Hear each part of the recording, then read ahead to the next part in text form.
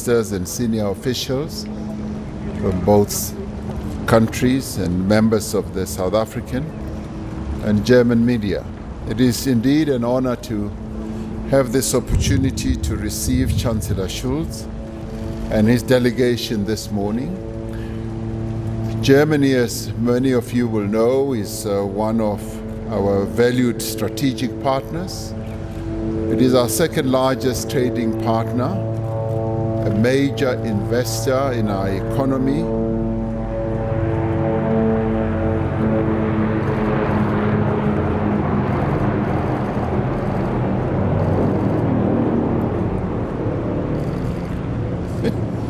Wonder why they do that.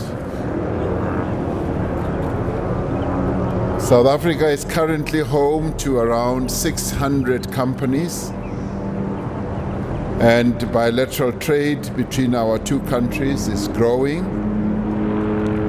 We have discussed avenues during our talks of increased trade and investment of German companies in South Africa, but also of South African companies into Germany. Germany is committed to support our efforts towards industrialization, infrastructure development, as well as job creation, as laid out in the Economic Reconstruction and Recovery Plan. Germany has been a partner to our country in development since the establishment of diplomatic relations between our two countries. This cooperation has been in a range of fields, including good governance and strengthening democracy, and climate actions, as well as energy. We have discussed the next steps in our Just Transition Partnership, which was concluded between South Africa, Germany, the United Kingdom, France, the United States, as well as the European Union last year. This historic partnership will support our just transition to a low-carbon economy, and also it will support our climate-resilient society in a manner that leaves no one behind. Later today, Chancellor Schulz and his delegation will be visiting Sasol, where we will be launching a historic partnership for the development of carbon emissions reductions technologies, including the green hydrogen. Another important area of cooperation between our two countries is that of vocational training and how young people can be more effectively integrated into the world of work. The Federal Republic of Germany has been a dependable partner and supporter of our efforts to manage the COVID-19 pandemic. We have expressed our gratitude to Chancellor Schulz for the assistance Germany has given, not just to South Africa, but to the continent of Africa as well. We also discussed the support Germany can lend to our efforts to ensure that vaccines produced in Africa are given greater market share in developed countries, and that vaccines destined for the African populations should be produced locally here in Africa. Chancellor Schulz and I also discussed a broad range of international issues, and these included the pursuit of peace and security on the African continent. We also discussed the conflict in Ukraine and the need for the international community to encourage dialogue and negotiation towards a ceasefire and a peaceful negotiation or resolution. With these remarks, Your Excellency, I wish to welcome you once again to South Africa and thank you for having taken time to come visit us here in South Africa.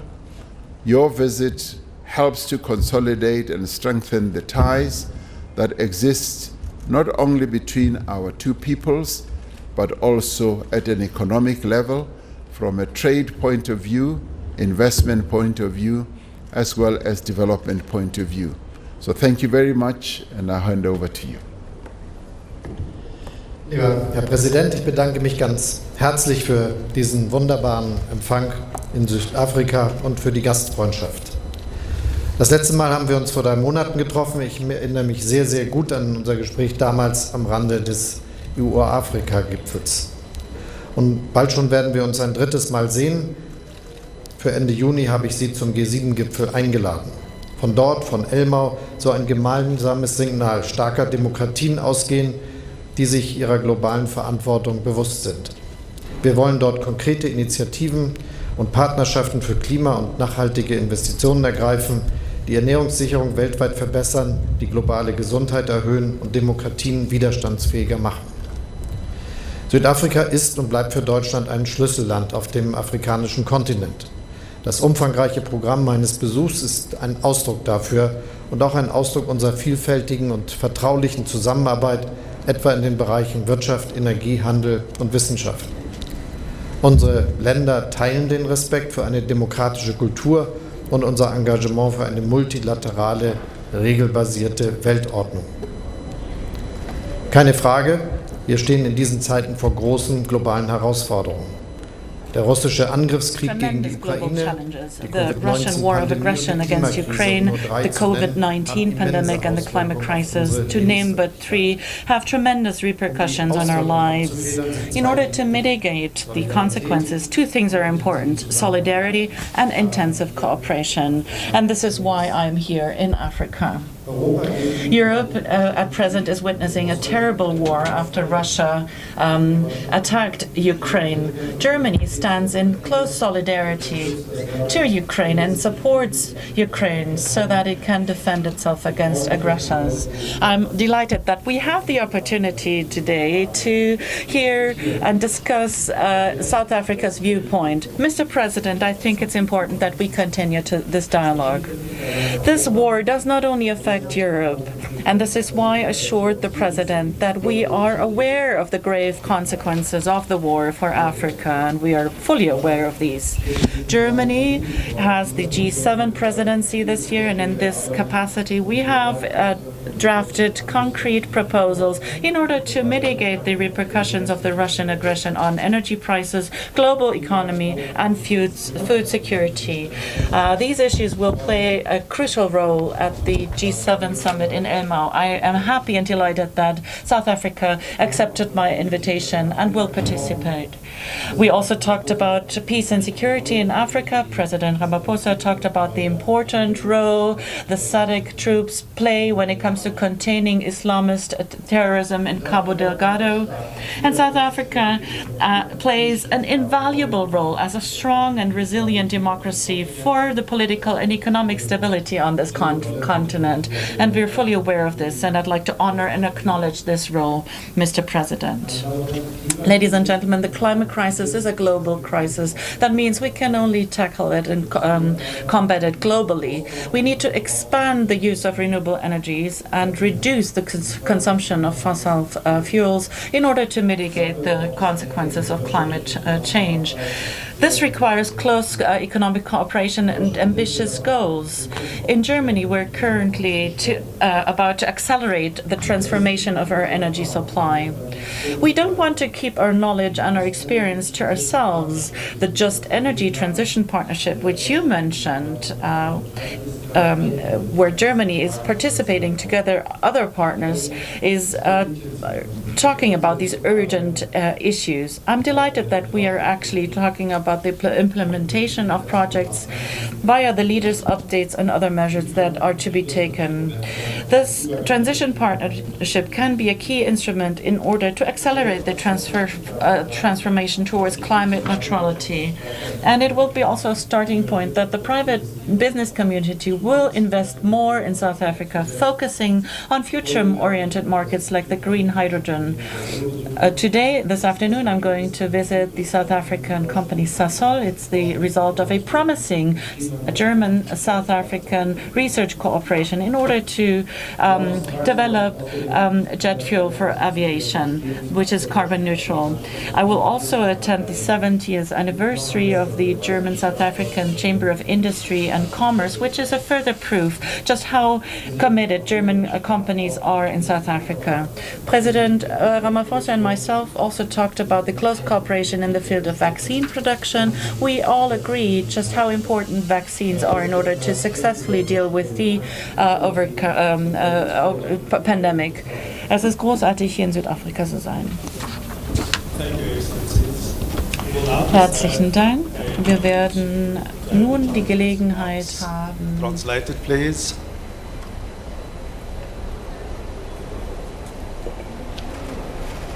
No, but we understood. I did.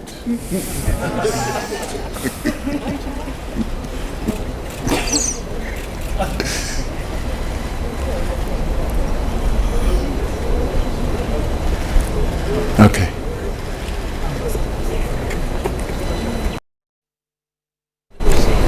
I think we're battling with this. I think we'll proceed with the first question from Mr. Bruchler. If you're available for your first question, please.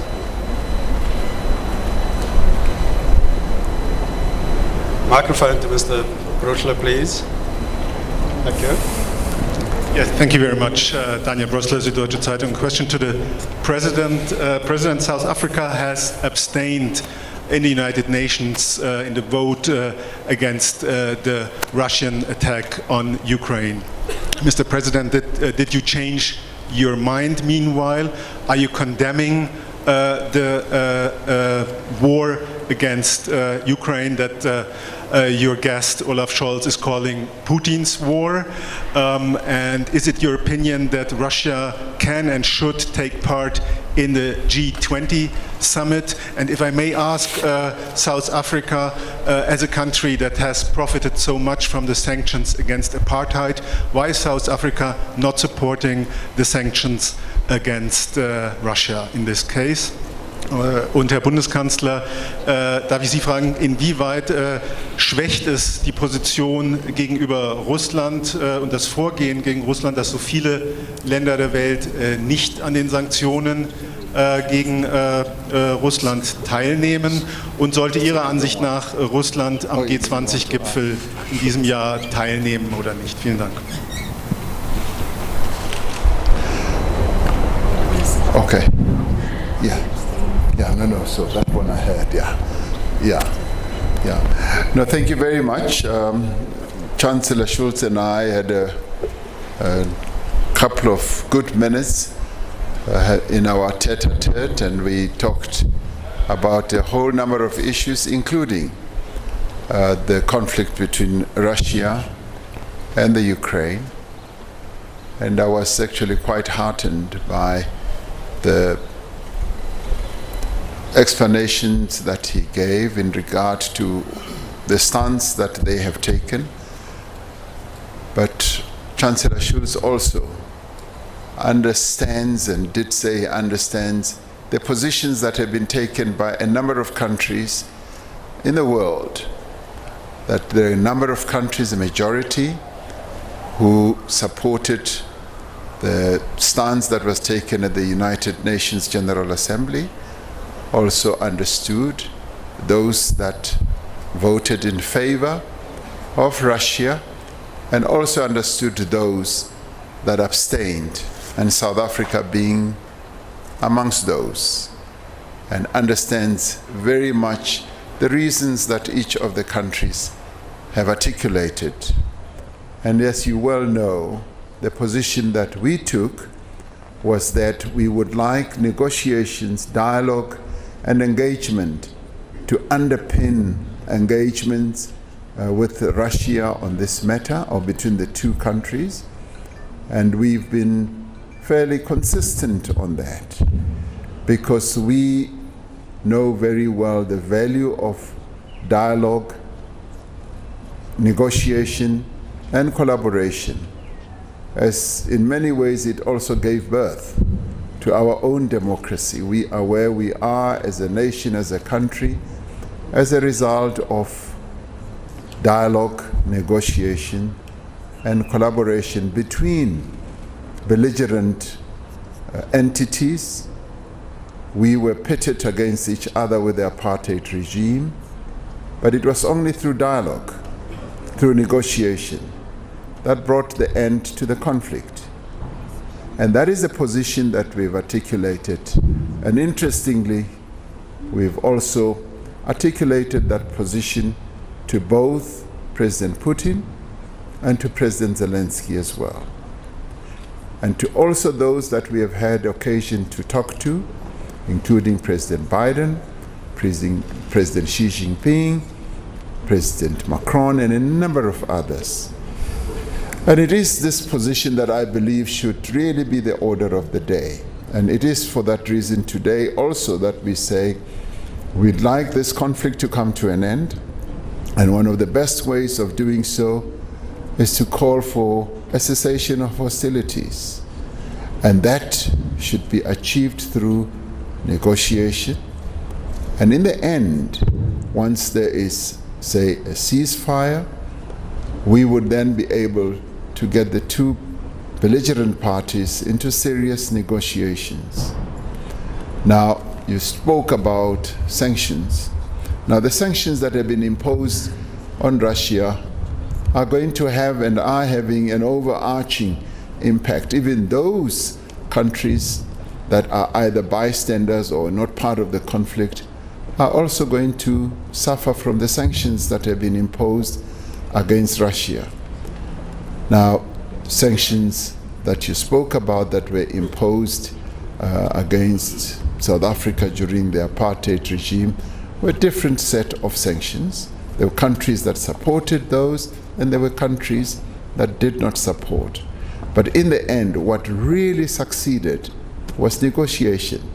And negotiation brought the end of the apartheid nightmare and the apartheid conflict. And Chancellor Schulz understands the position that we have taken.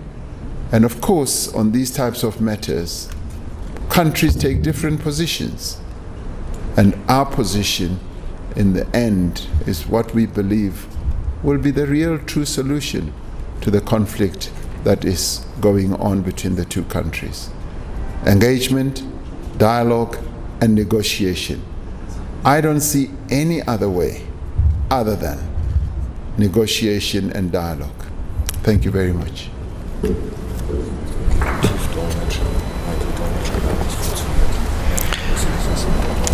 Ja, schönen Dank. Ich gebe jetzt nochmal für alle bekannt, die Übersetzungen erfolgen jetzt konsekutiv, sodass das für alle verfolgt werden kann.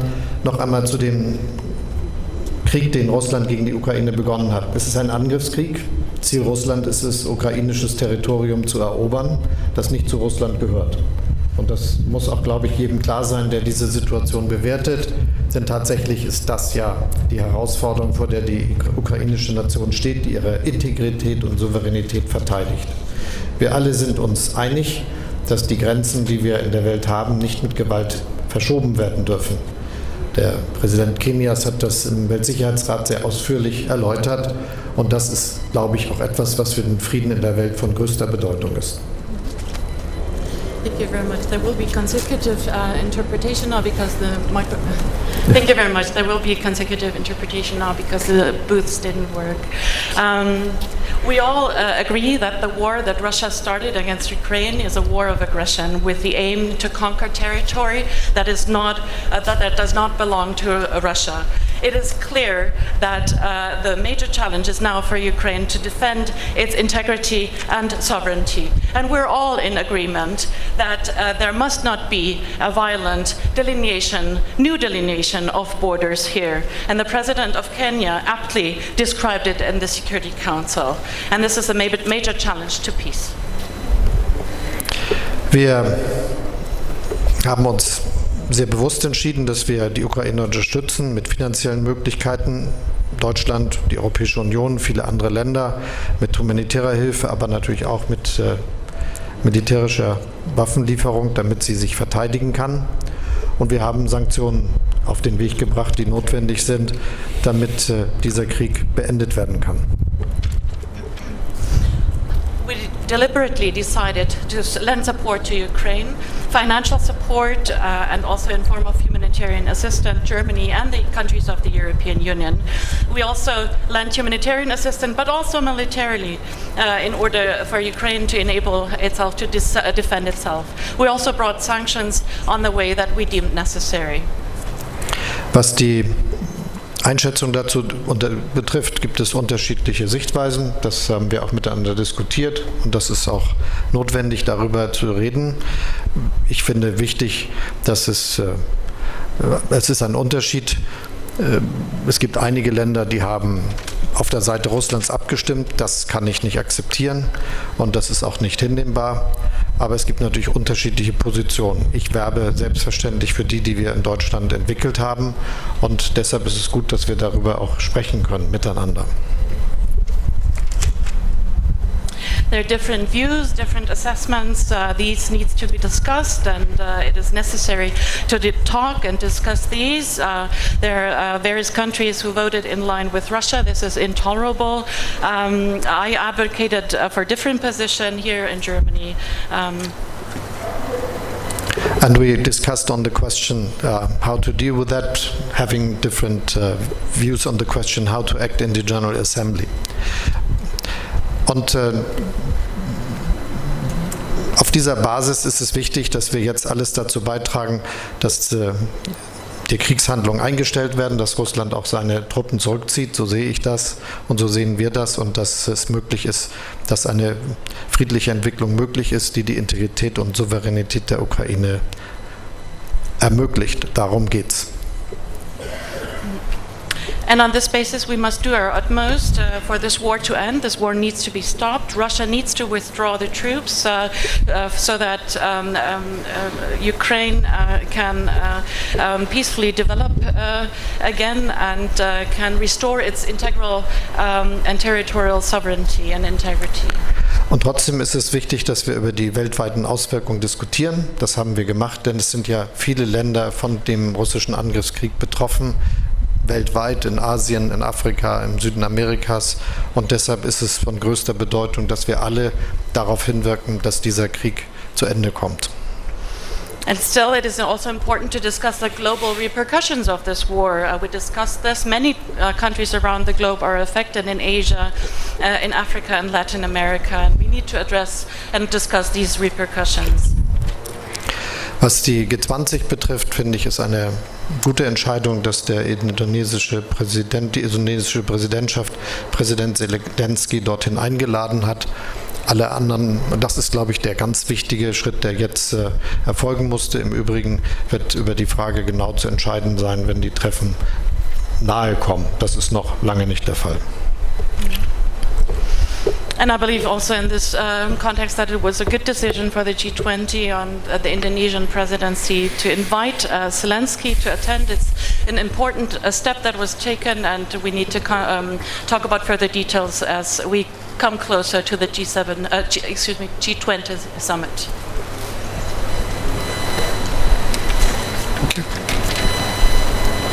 Thank you, Chancellor. Due to time constraints, we only have time for one question from the South African side, and we've decided that that question will go to the person who's wearing 2 of Germany's 3 national colors, Sophie Mokoena.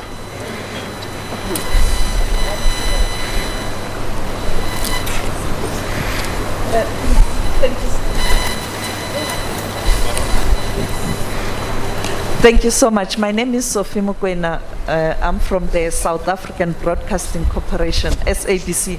My question is directed to both leaders, starting with Chancellor Scholz. Currently, the European Union member countries are discussing the issue of the oil embargo against Russia.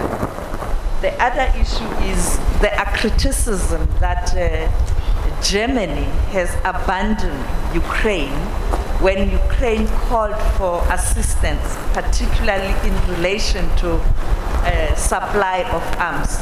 What are your responses to both issues? And then to President Ramaphosa, Mr. President, the chair of the African Union, President Macky Sall, has announced that he will be traveling to Moscow, Russia, to meet President Vladimir Putin, and he will also travel to Kyiv in Ukraine to meet President Zelensky. Are you optimistic that diplomatic shuttle will yield results, particularly coming from representatives in Sub-Sahara and Africa in particular? So I hope I have got your question right. That was it was not very easy to hear it, but in the end, we decided to impose a lot of sanctions against Russia to convince the Russian leadership that they should stop the war. And between those, we have decided that we will go out of the import of coal to Europe and also to Germany in autumn of this year. And this will work because there are a lot of suppliers all over the globe that are willing and ready to sell their coal to those countries that have got them so far from Russia. And obviously there are some, as South Africa for instance, where we will do so, and this is something that is very manageable. The second is that we will go out of the use of the import of oil from Russia, and we are working to make this happen up to the end of this year, which is in the case of Germany a task where we have to work on, but it is feasible because most of the supply already is coming with ships from abroad, so it is just the supply that is now coming with a pipeline to just 2 but big refineries, and we are now working how we can make it feasible that they get the supply also via ship, and then we will have the chance to have other suppliers for oil imports to Germany. In the case of the whole European Union, we are discussing this question today because there are some countries which have technically more difficulties to solve this because of the infrastructure, how they get their oil, and this is something where we are working on. Just to make clear that we will go out of this. In the case of some countries, it will take a longer time, but in the end there is a big willingness to go this way. And the third is that we are discussing about how we can diversify our supply with gas and getting away from the need to buy it from Russia. And this is also meaning and makes it necessary that we invest into infrastructures that gives us a chance to buy gas from LNG, liquid gas, which is the way many countries of the world are already doing. And making this happen is the basis for getting out of the need of importing the gas from Russia. This is the 3 questions I think you raised, how we do it and what is the aspect that I can report to you from what the European Union, for instance, is doing in this field. On the other hand, it is one of the questions that we already discussed, which is not much, which has nothing to do with this conflict, but where we see now that things are changing even faster as they did before, and this is that we are creating ways how we can produce our industrial goods, how we can have an industry that is CO2 neutral in a very short time. The aim is to get there in the midst of this century, and maybe in the case of Germany, we want to be there in 2045. And this means that we will have to act intensely, and one of the aspects of this is using other ways of using gas that is hydrogen, for instance, and this is why it is so important to see that we have a broad basis for a cooperation in the field of producing hydrogen, for instance, together with many countries of the world and especially South Africa.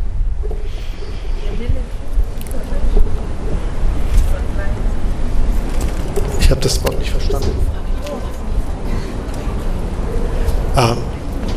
I just got a hint. I haven't heard it even now because it was so silent what you said. But yes, we are doing this supply of weapons together with many others, and we are doing is to make it feasible that Ukraine is able to defend its country.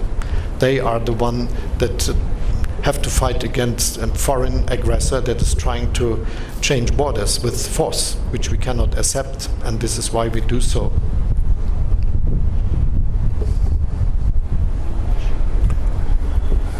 In relation to the question you raised about the African Union chairperson going to Moscow and also to Ukraine, I had occasion to attend the meeting of the African Union Bureau, and at that meeting a discussion ensued on Africa's stance and response to the conflict between Russia and the Ukraine. It was there decided, and we participated in the discussion, that indeed the chair of the AU, President Macky Sall, should travel to Russia, but we also said that he should travel to Ukraine. So it should not just be a one-sided type of visit.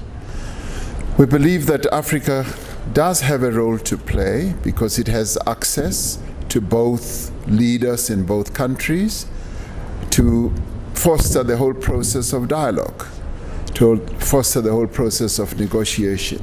And of course, Africa, like any other country, will approach these discussions with a hope that they will have an impact.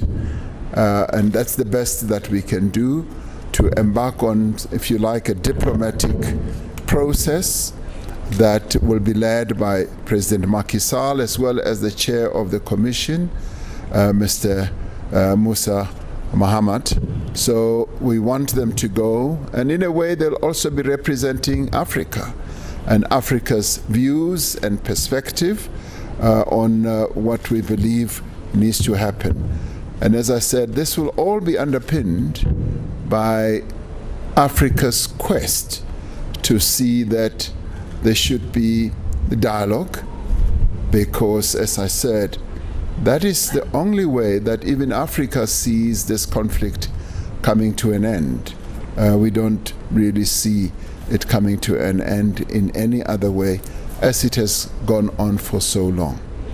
Just commenting on the last part of Chancellor Schulz's views or point on the cooperation between the two countries, South Africa and Germany, I would like to believe that our relationship will be turbocharged into a much higher level as both countries transit towards greater aspects of renewable technologies, utilization, for instance, of hydrogen. And we are very heartened to hear that Germany will be wanting to cooperate with countries like ours in that regard. We have embarked on a hydrogen economy direction, and we hope to be one of the key players in the hydrogen sector. Thank you very much. Thank you, Your Excellencies, for sharing this part of the afternoon with us. Thank you, ladies and gentlemen. Thank you to our delegations. We will now allow our leaders to take their leave. Thank you.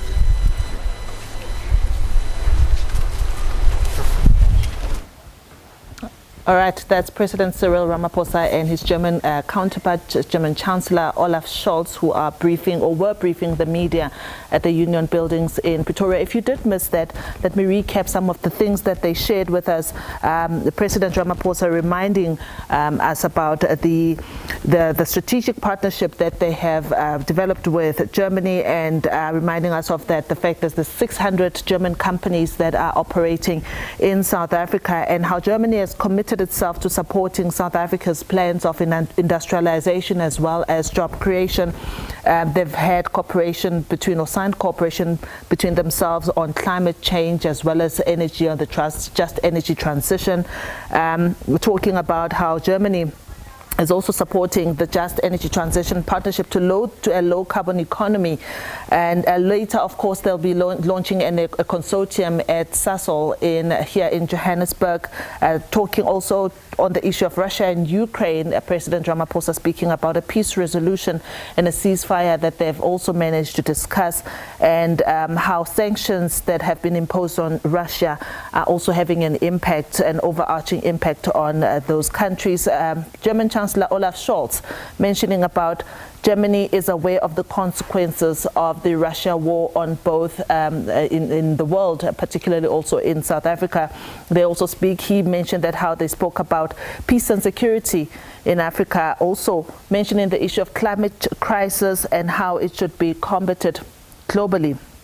Once again, Chancellor Scholz mentioning the Just Energy Transition Partnership and the implementation of projects, because this is quite key, projects that will be happening between the two countries, the business delegation, business communities being willing to invest more in the green energy space.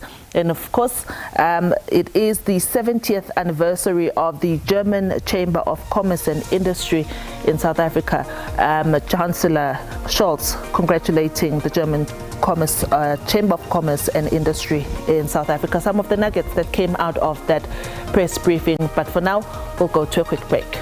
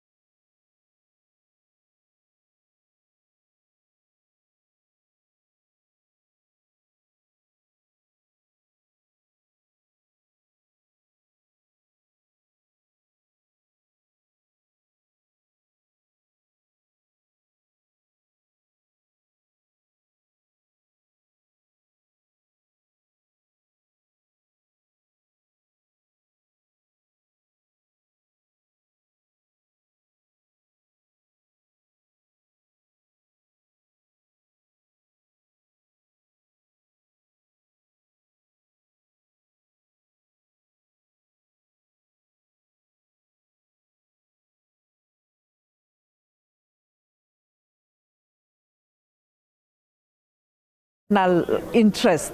Among them, you can look at the issue of Ukraine.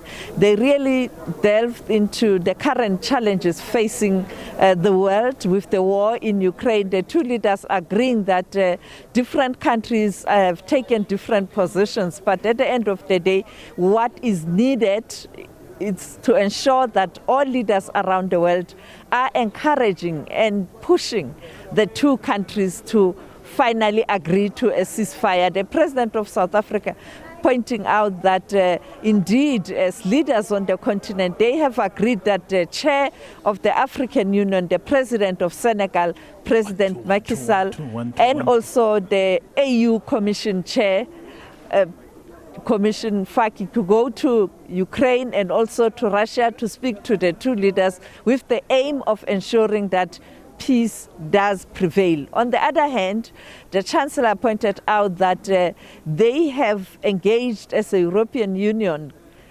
group to ensure that they put pressure on Russia in particular to agree to a ceasefire. They've imposed sanctions on Russia, but countries are taking different positions in terms of how they can implement decisions, particularly